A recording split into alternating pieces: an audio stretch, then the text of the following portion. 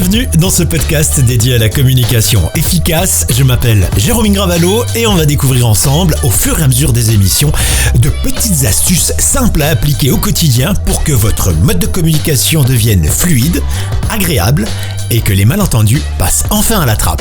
Vous voyez ce que je veux dire ? Vous avez bien compris de quoi ce que je raconte, hein ? Vous avez bien entendu ? Ça tombe bien ? C'est le sujet du jour. Bonjour.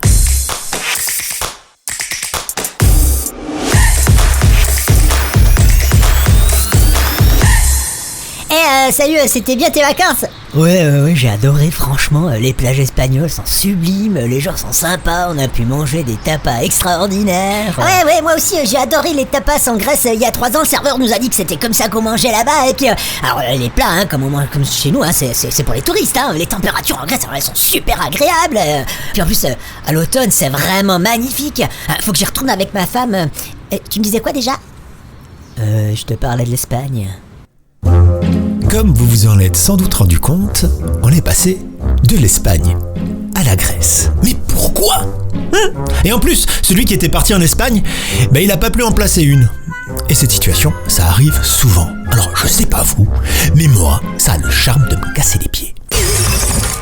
Ne vous inquiétez pas, c'est normal, docteur, on le fait tous. Et pendant que la personne vous raconte son récit, vous, de votre côté, vous imaginez ce qu'il vous raconte avec vos images de référence.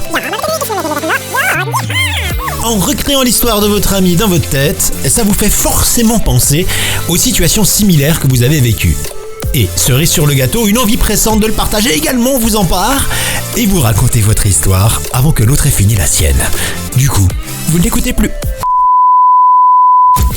On le fait avec nos collègues, nos enfants, en entretien d'embauche, on le fait tout le temps en fait, ce qui peut créer des réactions très étonnantes chez votre interlocuteur qui peut avoir le sentiment de ne pas être entendu, considéré ou reconnu. Le message que vous transmettez alors, c'est que vous vous contrecarrez de son récit comme de votre première crotte de nez. Écoutez, ça demande un effort, ça ne se fait pas tout seul. Certains appellent ça l'écoute active.